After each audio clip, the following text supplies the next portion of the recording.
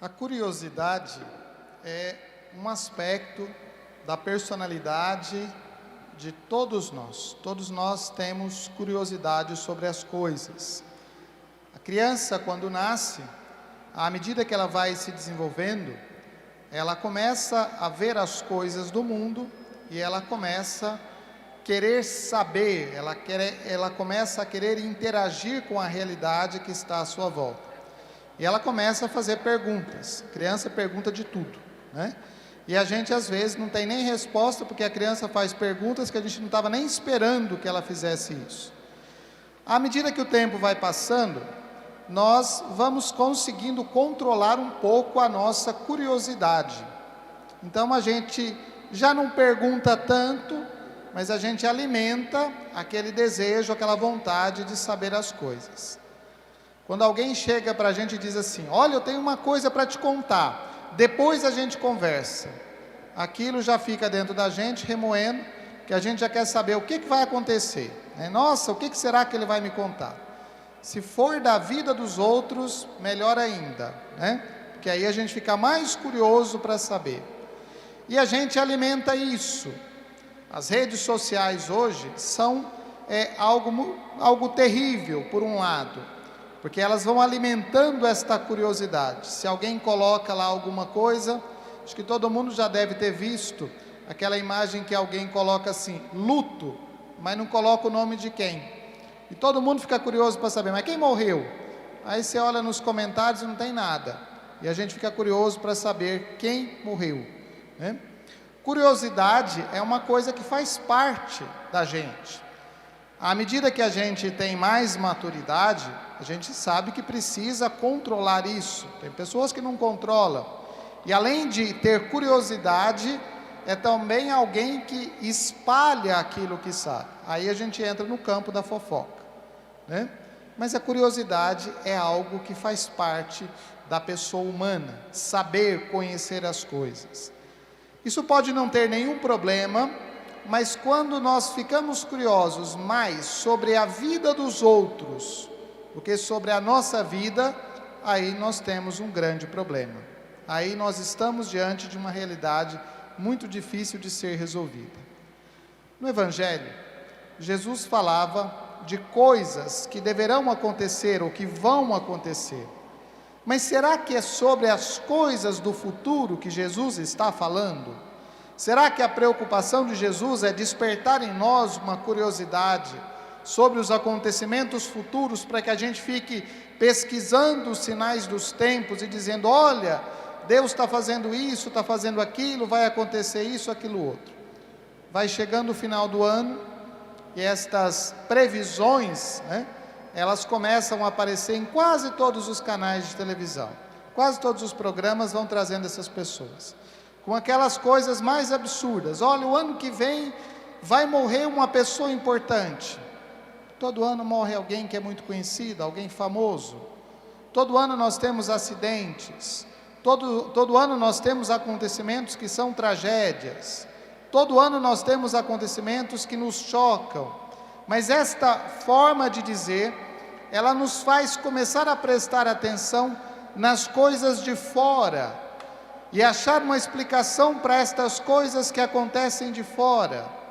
E à medida que nós estamos mais preocupados com o que acontece de fora, nós esquecemos aquilo que realmente é importante, aquilo que acontece conosco, aquilo que acontece dentro de nós, a maneira como nós nos relacionamos com o mundo, a maneira como nós nos relacionamos com Deus, a maneira como nós nos relacionamos com as pessoas. E nós ficamos muito curiosos para as coisas de fora e não temos nenhuma atenção para as coisas de dentro. A palavra do Evangelho, ela não é uma palavra que fala dos acontecimentos futuros, mas é uma palavra que fala dos acontecimentos presentes e dos acontecimentos presentes na vida de cada um de nós. A palavra do Evangelho não é uma palavra secreta, escondida, uma palavra que precisa de especialistas para serem interpretadas. É uma palavra que fala diretamente à nossa vida, à vida de cada um de nós. E o Espírito Santo, é aquele que vai nos ajudando a discernir esta palavra na nossa vida, não interpretar, porque a interpretação nós já começamos a colocar o que nós achamos sobre isso. É terrível quando alguém acha que conhece mais da palavra de Deus, mais das coisas da vida do outro, do que de si mesmo, né? Então pega um texto do Evangelho e diz assim: olha, isso aqui está falando da sua vida. Não está falando da vida do outro, está falando da minha vida, está falando da minha realidade, está falando dos acontecimentos sobre a minha vida. E se não é isso, a palavra de Deus não serviria para muita coisa, porque cada um faria a interpretação que quer, e a palavra de Deus não é para ser interpretada desta forma, mas é uma palavra que exige discernimento, à luz do Espírito, para que nós tenhamos uma compreensão da nossa vida, daquilo que acontece conosco. Por isso o tempo do Advento, ele nos coloca nesta perspectiva da expectativa, da espera da segunda vinda do Senhor. Por que nós esperamos a segunda vinda do Senhor? Não para que o mundo seja destruído, não para que tudo seja derrubado. Nós esperamos a segunda vinda do Senhor para que se cumpra de forma definitiva aquela promessa da primeira vinda, aquilo que já está realizado em Jesus Cristo, aquilo que já foi vivenciado, experimentado, testemunhado por Cristo. Nós esperamos que isso se cumpra na nossa vida. E a vigilância não é curiosidade, mas é atenção com aquilo que está à nossa volta. Estarmos preparados e saber se nós estamos vivendo os ensinamentos da palavra de Deus, se nós estamos testemunhando este ensinamento por meio da nossa vida, se nós estamos vivendo como igreja em comunhão, se nós estamos vivendo como comunidade, se nós estamos tendo esta resposta ao Evangelho, que é o amor ao próximo, amar a Deus sobre todas as coisas e amar ao próximo como a si mesmo. O tempo do Advento, ele vem nos trazer de volta esta espera, esta expectativa que é alegre, esperar com alegria o Cristo que vem, não esperar com temor, com medo, com uma reação de pânico e de pavor. Há 2 anos atrás, quando começou toda essa pandemia, um punhado de gente disse assim: é castigo de Deus. Até gente de igreja falou isso.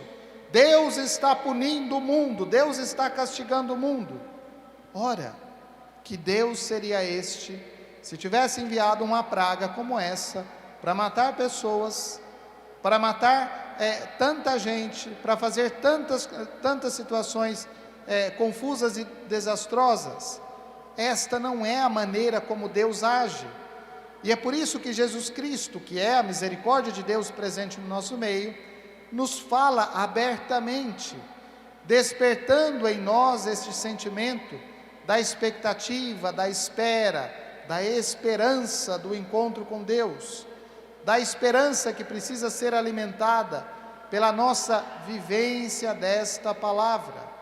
É isso que a palavra traz para nós. Ao acender a vela do Advento, a primeira vela, nós colocamos um pouco de luz nesta coroa, mas queremos colocar esta luz na nossa vida, queremos colocar esta luz no mundo, e essa luz chega no mundo através do testemunho da vivência de cada um de nós. Para isso serve a palavra de Deus. Não fiquemos preocupados com os acontecimentos futuros, porque nós não podemos controlá-los e nós não podemos impedi-los. Quem de nós poderia imaginar as situações que nós estamos vivendo? Há 2 anos atrás, se alguém dissesse que você ia ter que ir na missa de máscara, você diria: isso é bobagem, isso é coisa de filme. E hoje, todos nós estamos aqui usando máscara. Nós não podemos controlar o futuro, mas nós podemos estar atentos ao presente. Que a palavra de Deus seja essa luz que nos ajuda no caminho.